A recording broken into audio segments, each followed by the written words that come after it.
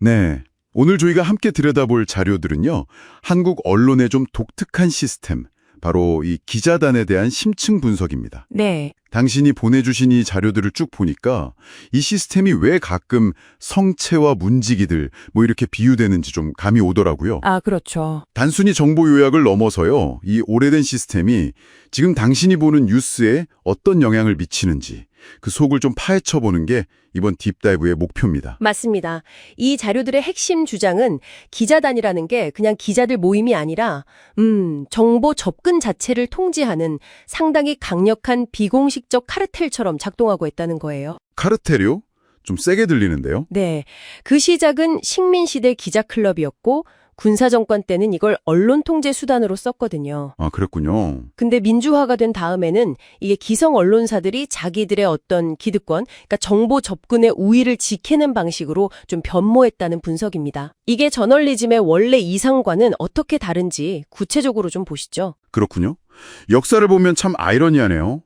원래 국가 통제 수단이었는데 이제는 언론 스스로가 다른 언론, 특히 신생 매체의 접근을 막는 그런 도구가 되었다는 거잖아요. 네, 그런 면이 있죠. 그 작동 방식이 좀 궁금한데 아까 말씀하신 것 중에 가장 폐쇄적이라는 그 법조 기자단, 예시가 대표적인가요? 네, 법조기자단 가입 기준을 보면 좀 실감이 나실 거예요. 어떻길래요? 최소 3명 이상의 법조 전담팀을 꾸려서요.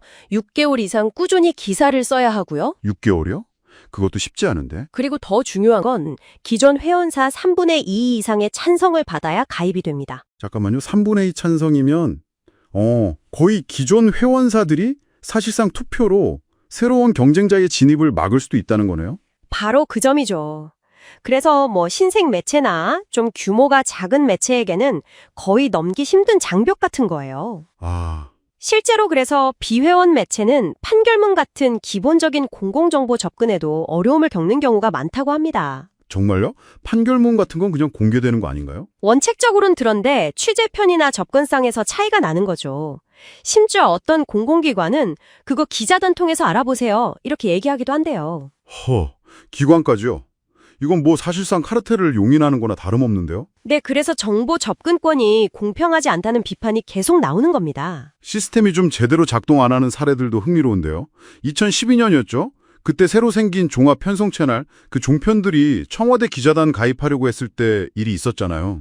네네. 그때 시끄러웠죠. 그때 가입 요건이 90% 이상 찬성이었다고요? 와, 네, 90%면 사실상 기존 회원사 중 한두 곳만 반대해도 못 들어오는 거의 만장일치나 다름없는 그런 기준이었어요. 그래서 결국 못 들어갔죠? 네, 결국 좌절됐습니다. 근데 이 자료들에서 지적하는 더 흥미로운 포인트는요.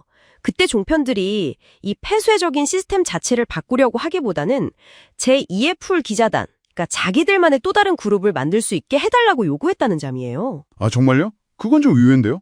그러니까 정보 접근의 개방 문제가 아니라 누가 문지기 역할을 할 거냐 이 문제로 접근했다는 거죠.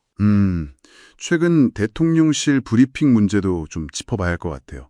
쌍방향 소통을 강조하면서 시작했는데 질문하는 기자 모습까지 다 생중계가 되면서 좀 다른 문제가 생겼다고요? 맞습니다. 취지는 투명성 강화였겠지만 현실에서는 좀 비판적인 질문을 한 기자가 소위 말하는 좌표 찍기 같은 온라인 공격의 대상이 되는 부작용이 나타난 거예요. 아, 그런 일이 있었군요. 질문 수준 논란도 끊이지 않잖아요. 어떤 때는 너무 핵심을 못 짚는다, 이런 비판도 있고, 또 어떨 때는 너무 공격적이다, 악의적이다, 이런 비난도 있고요. 맞아요. 기자들 입장에서는 좀 딜레마일 거예요. 부드럽게 물으면 유착 아니냐는 소리 듣고 좀 날카롭게 파고들면 편향됐다고 공격받을 수 있으니까요. 하긴 그렇겠네요.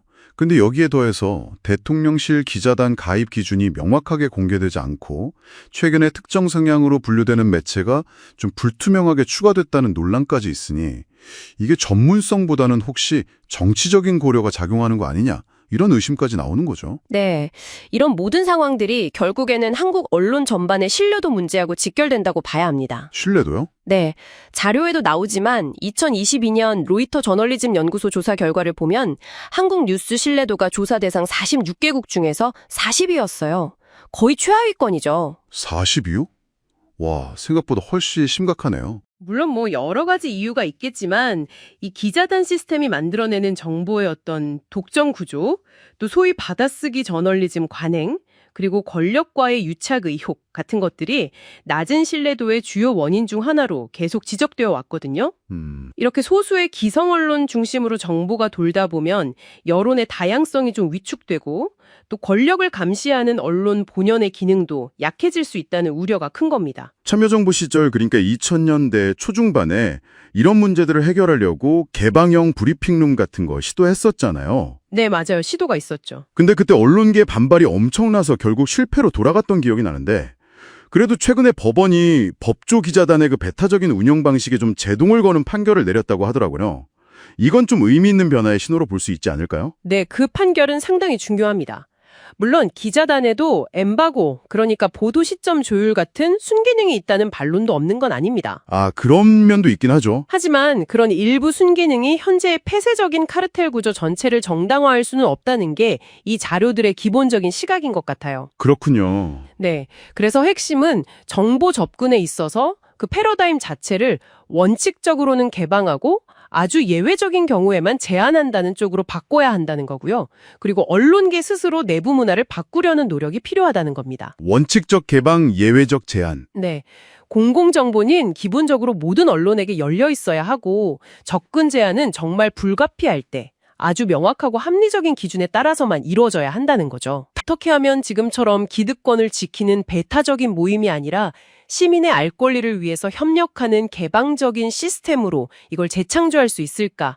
이 질문을 마지막으로 당신께 한번 던져보면서 오늘 딥다이브를 마무리할까 합니다.